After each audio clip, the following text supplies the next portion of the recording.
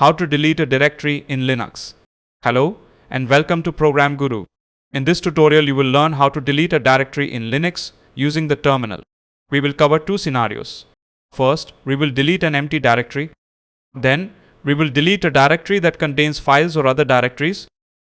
To delete an empty directory, use the rmdir command. rmdir stands for remove directory. The basic syntax is simple.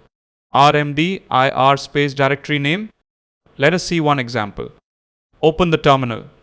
Now list the contents of the current directory. In the output, we have an empty directory named projects. We are going to remove this directory. Run the following command.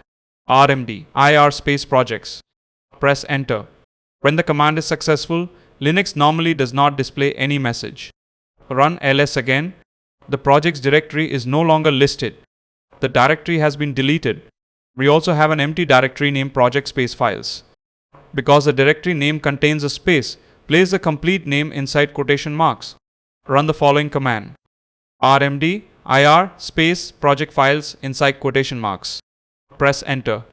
Run ls again. The project files directory is no longer listed. The directory has been deleted. The rmdir command works only when the directory is empty. For example, we have a directory named backup that contains files. Let us try to remove this directory. Terminal shows the message that it failed to remove backup directory because the directory is not empty.